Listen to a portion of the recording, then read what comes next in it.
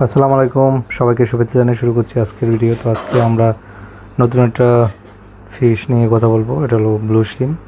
তো অনেকে এই ফিশটা অনেক বেশি পছন্দ করেন, তো যার কারণে আমাদের কিছু অর্ডার আছে। তো তার জন্য আমরা এগুলো কিছু কালেকশন করলাম এবং আপনাদের দেখানোর চেষ্টা করছি যে এখন এই মুহূর্তে আমাদের কাছে যে শ্রিমগুলো আছে ওগুলোর কালার কেমন, সাইজ কেমন। তো আজকে সারাদিন বৃষ্টি ছিল, তো পুরো ছাদ ভিজা। আর দেখেন এখানে কিছু কালেকশন করে রাখলাম। কালারগুলো খুবই সুন্দর এবং একদম গাঢ় নীল কালারের মতন। সামনে থেকে দেখাবো, তো যারা নতুন তাদের উদ্দেশ্যে বলি, এটা হলো ব্লু শ্রিম, আর যেটাকে নীল চিংড়ি বলা হয়। এটা একুরিয়াম ফিশ। একুরিয়াম ফিশে আমরা এটা আলাদাভাবে ট্যাঙ্কে রাখতে পারি। এটা আবার সব ফিশের সাথে রাখাও যায় না।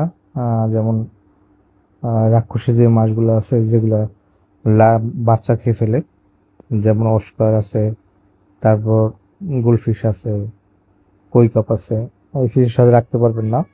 এগুলো ছোট মাছের সাথে রাখতে পারবেন, যেমন গাপ্পির সাথে রাখতে পারবেন, শর্টেলের সাথে রাখতে পারবেন, মলি মাছের সাথে রাখতে পারবেন, তারপর জেব্রার সাথে রাখতে পারবেন, টেট্রার সাথে রাখতে পারবেন। তো যাই হোক, এই হলো দেখেন, সামনে থেকে দেখাচ্ছি। কালারগুলো খুবই সুন্দর এবং আর এগুলোর খাবার কিন্তু শ্রিম্পের খাবারও দিতে পারেন, আবার যে আমরা নর্মাল একুরিয়ামের জন্য যে খাবারগুলো ইউজ করি সেগুলো দিতে পারেন। আর মোটামুটি এটা বড় হতে লাগে 3 থেকে 4 মাসের মতন টাইম লাগে।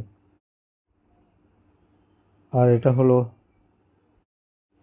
আর এটা হলো আজকের ভিডিও।